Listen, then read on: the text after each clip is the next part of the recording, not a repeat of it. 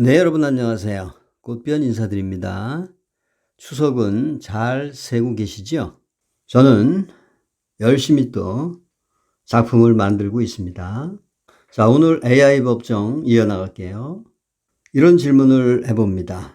고용계약서 없이 자발적으로 헌신하는 경우 교주는 어떤 처벌을 받나요? 임금 미지급. 자발적으로 일하는 경우라도 사실상 노동을 제공한 경우 교주가 그에 대한 정당한 보상을 지급하지 않으면 이는 임금 미지급으로 간주되어 노동관계법 위반이 될 수 있습니다. 사기죄. 교주가 헌신자에게 노동의 대가로 특정한 보상을 약속했으나 이를 지키지 않는 경우 사기죄에 해당될 수 있습니다.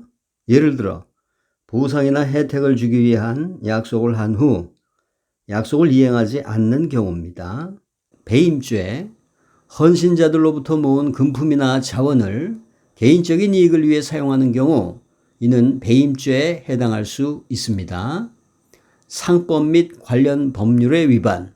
교주가 자발적으로 헌신하고 있는 사람들이 실제로는 노동을 제공하는 경우 상법이나 관련 법률에 의해 요구되는 사업 등록 및 세금 납부 의무를 위반할 수 있습니다. 고용계약서가 없더라도 실질적으로 고용관계가 형성된 경우 관련 법률을 준수해야 된다고 AI는 말하고 있습니다. 종교적 사기. 헌신자들이 자발적으로 참여하더라도 교주가 잘못된 정보를 제공하거나 압박을 통해 자발성을 왜곡하여 헌신하도록 유도한 경우 이는 종교적 사기로 간주될 수 있습니다. 잘못된 정보를 계속 제공하고 있죠. 불로유도 그렇고 불로수도 그렇고 자신의 이름 에너지, 자신의 형상 에너지 본인이 있는데 거기에 스티커와 이름이 무슨 의미가 있습니까? 스티커와 혹은 자신의 성명이 자기의 본체보다 더 큰 힘을 발휘한다는 얘기가 되죠. 태양 앞에 초롱불이 무슨 의미가 있겠습니까? 그것 자체만 보더라도 잘못된 정보를 제공하고 있는 거죠. 허위 사실의 대명사입니다. 입만 열면 거짓말이다. 숨 쉬는 것 빼고 다 거짓말이다. 저는 숨 쉬는 것조차 거짓말이라고 표현합니다. 호흡이라는 것이 제대로 되면은 그런 거짓말이 나올 수가 없어요.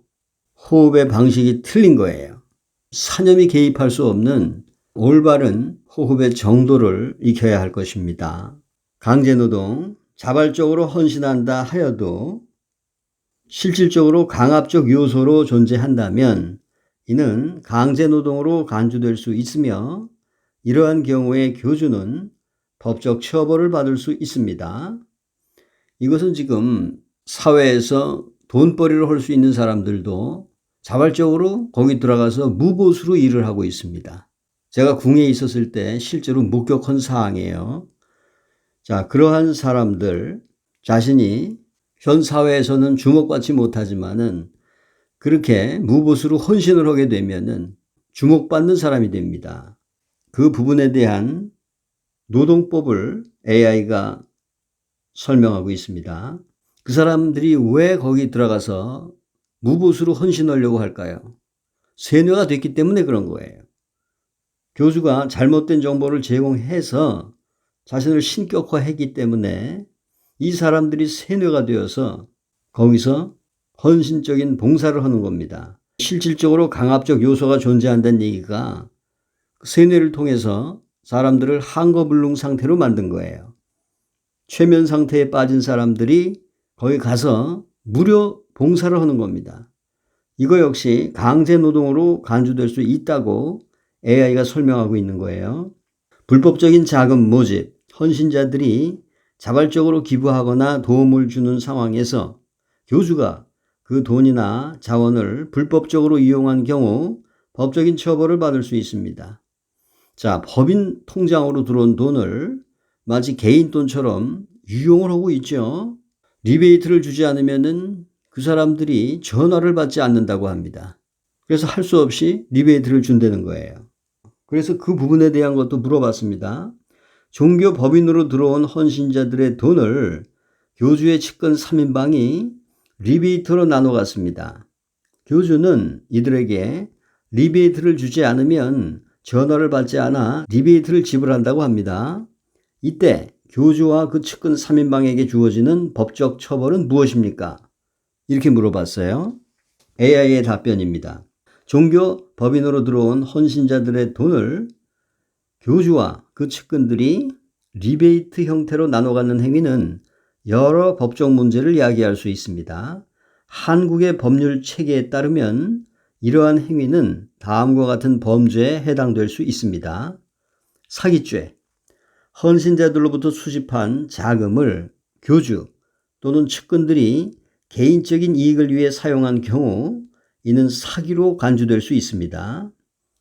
횡령죄, 헌신자들이 단체에 기부한 돈을 개인적인 용도로 사용하는 것은 횡령으로 처벌받을 수 있습니다. 불법 수익의 은닉, 수익을 불법적으로 얻은 경우 이를 은닉하거나 분배하는 것도 처벌받을 수 있습니다. 그 엄청난 거액을 어떠한 법적 근거도 남기지 않고 갖고 갔다는 얘기예요. 세금도 없이 말입니다. 자, 그러한 경우에 이것은 사기죄, 횡령죄, 불법 수익의 은닉죄 등등 여러 가지로 처벌될 수 있다는 거죠. 또 있습니다. 종교법 위반. 특정 종교법이나 규정에 따라 신도들의 자금을 다루는 것이 규제받는 경우 해당 법을 위반했을 시 처벌을 받을 수 있습니다. 공갈죄. 교주에게 전화를 받지 않겠다고 압박하여 리베이트를 요구한 경우 이는 공갈에 해당할 수 있습니다. 그러니까 교주는 그 측근을 공갈죄로 고소할 수 있다는 얘기입니다. 자, 결과적으로 뭐냐면은 교주나 그 교주 측근들이나 이게 다 범죄자가 된다는 얘기죠. 리베이트를 주지 않으면은 전화를 받지 않겠다고 하는 것은 공갈죄와 협박죄에 해당되는 거고요. 잘못된 정보를 제공해서 사람들을 헌신하게 하는 것은 노동법에도 위반되고 사기죄, 횡령죄, 부정경쟁 방지 및 영업비밀 보호에 관한 법률 위반 등등 여러 범죄에 연루된다는 사실입니다. 자, 마지막 질문입니다. 교주에게 가한 압수수색은 어떤 의미입니까? 자, 교주에게 가한 압수수색은 법적 절차로서 특정 범죄에 대한 의혹이 있는 경우 수사기관이 교주의 사무실, 거주지 또는 관련 장소에서 증거물이나 범죄에 관련된 물품을 확보하기 위해 수행하는 행위입니다. 압수수색의 의미는 다음과 같습니다. 증거 확보. 압수수색의 가장 주된 목적은 범죄와 관련된 증거나 물증을 확보하는 것입니다. 이를 통해 법적 절차와 수사를 진행하는 데 필요한 정보를 얻을 수 있습니다. 자, 이번에 그 우유를 압수했죠. 그러면 이제 뭐를 봐야 되냐면은 그 우유가 지금 상했는가 안 상했는가를 봐야 돼요. 그러면 일단 뚜껑을 열고 물에 떨어뜨려 봐야 됩니다. 그게 뿌옇게 확산이 되면은 그것은 상한 우유예요. 아무리 밀폐된 용기를 하더라도 시간이 많이 지나게 되면은 우유는 신선도가 떨어지게 되어 있습니다.